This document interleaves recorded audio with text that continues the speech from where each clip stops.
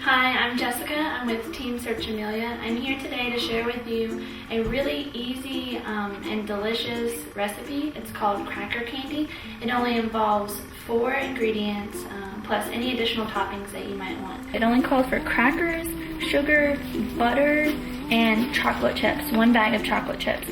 The first thing you do for this recipe is preheat your oven to 400 degrees Fahrenheit. Line the cookie sheet with foil and spray with non-stick spray. I like to spray into the dishwasher so that if there's any mess, at least you get it cleaned up.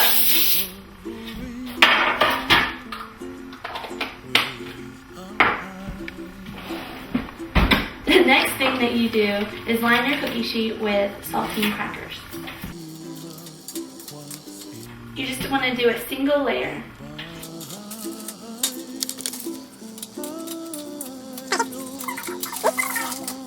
I like to do mine salt up because I think the salt really penetrates the candy layer, but you can do it salt down so you get the salt on your tongue whenever you're eating the candy. It doesn't matter.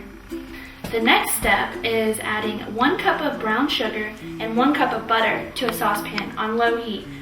I like to use 1 stick of salted butter and 1 stick of unsalted butter. I just found that 1 of each is a better medium.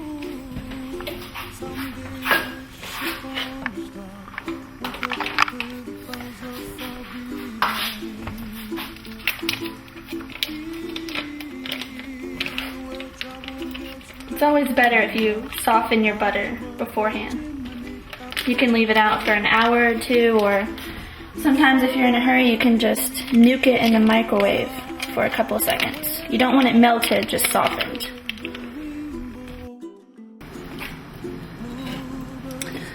Now you can see the sugar and the butter are starting to melt, so I increase the heat to about medium-low. You don't want to start it off on medium-low because you'll burn the butter, and no one likes the taste or the smell of burnt butter in their candy. I'm going to turn up the heat to about medium-high to start getting a boil. You don't want to start off at a high temperature, you want to start off at low, like I said, so that the butter doesn't burn. Other recipes call for white sugar, but I found that brown sugar has the best taste and overall texture when I make this recipe. There's just something that's not as wholesome in white sugar as in brown sugar. You could also use organic turbinado sugar, which is just the raw sugar without the molasses taken out in the first place, which is of course what makes refined sugar brown. Now it's starting to boil, so we're going to put the timer on for 3 minutes. And I don't know if it makes a difference, but I like to continually stir it. I just feel like it gets everything mixed in really good and no burnt hot spots on the bottom of the pan. I'm going to turn the heat down to medium-low, just to sustain the boil. I don't want to burn it.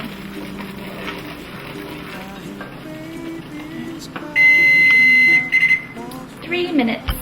Now we take this, quickly turn off the stove, and you pour it over your already prepared cookie sheet. You just gloop it on. I like to start in the middle and then spread it outwards as evenly as possible. You can just use the spoon that you were using.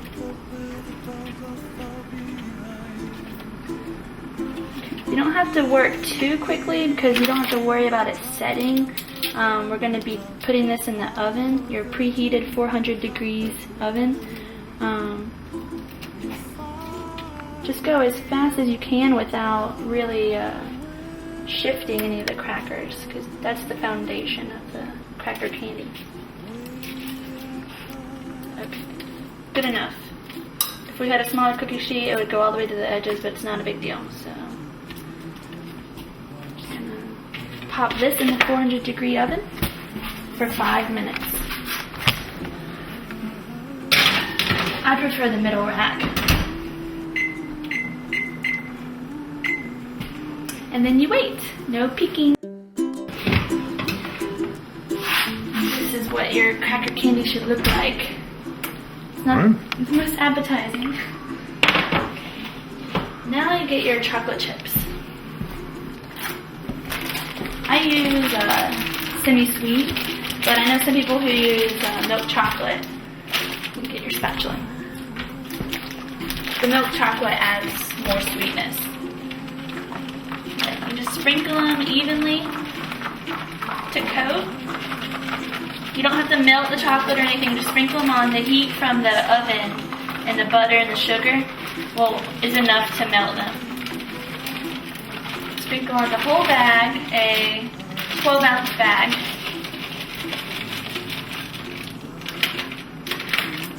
Give it a couple moments to kind of absorb the steam and melt. And then begin to spread. If it's not doing like this, how it's melting right here, then you might want to give it a couple more minutes, but this looks good enough. And don't worry about the crackers coming up and overlaying. They'll all get coated by the chocolate, and that won't matter in the end. I make this recipe for the holidays, for gifts, or to bring a dish to a party. And I'll make it just on someone's birthday, or if I'm having a house party. It's really, really popular at kids' birthday parties because it's handheld. Once we're done, we're gonna you break it up into chunks, so it's really easy for kids to just grab a bite and run with it. Yeah, this is just one example of the many recipes included in our book, Memorable Holidays 2010, available at searchamelia.com. You can get more details on the exact measurements and how-to for this recipe also on that website and in the ebook. The book is only $7.95 and it includes 12 chapters, over 110 pages of frugal advice and tips on how to save for everything holidays. Travel, recipes, entertaining, buying gifts, Black Friday. This is just one example I wanted to share with you because this is just so easy and delicious and appropriate for a video. Okay, so now that it's all spread on, I'm going to take your topping of choice.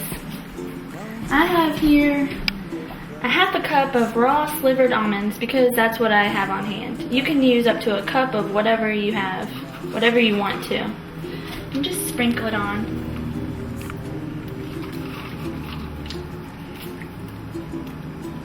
I use almonds because I like their taste and their texture.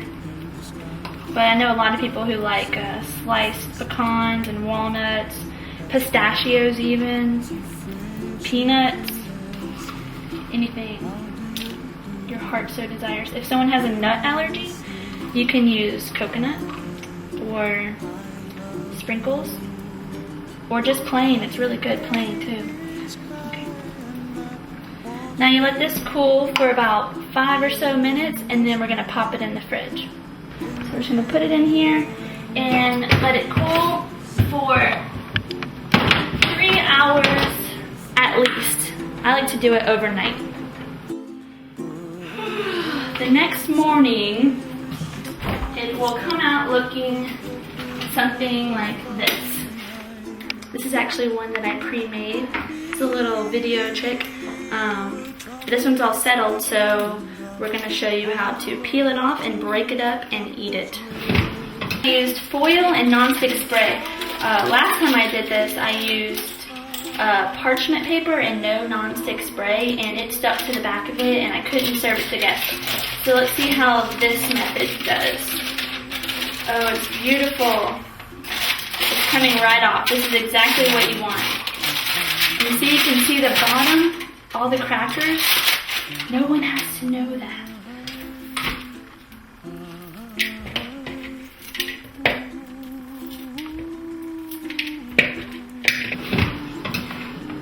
It's easy, it's cheap, it's fun to make, it smells really good, and it tastes really good. It's sure to be a showstopper at any holiday party, and the kids and adults alike will love it. So be sure to check out this recipe and others in our new book, Memorable Holidays 2010, available at searchamelia.com. It's only $7.95. Thanks.